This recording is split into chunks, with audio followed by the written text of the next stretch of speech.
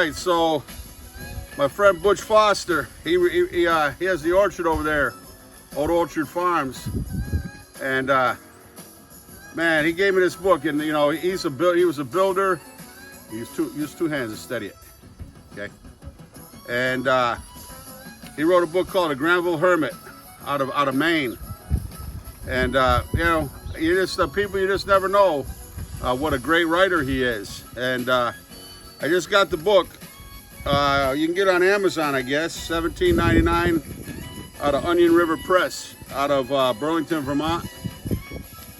Just a great book. It's about you know, he spends a lot of time up there in Granville, Maine, up in Granville, Maine, and you know, this guy, he just writes so clear, like just, you know, he spends almost like you kind of feel like you're there, and it's an old hermit, and a life story of a hermit that lived up there that's kind of legendary up there. And they say he was at one with nature. He could talk to the animals would come to him.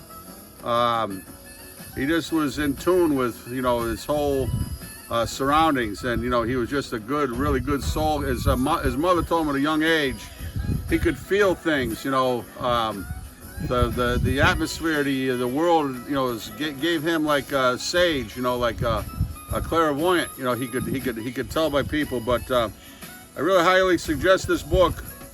It's folklore based on the life of Carl Morse of Granville, Vermont, and you can get it at www.granvillehermit.com, info at granvillehermit.com if you want to know a little bit more about it.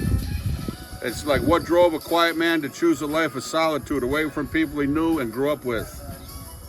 By early adulthood, Carl Morse had experienced betrayals, leaving only a select few he could trust.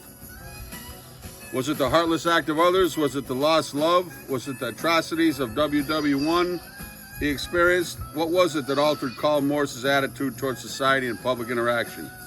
He was known as a seer, a horse whisperer, one who could read people, who could intuit what was going on, what was going to happen.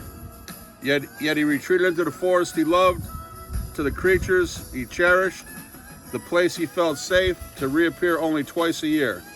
Based on the real life of Carl L. Morse of Granville, Vermont. Morse's life became folklore. He lived, he loved, he retreated, he vanished. He is not forgotten.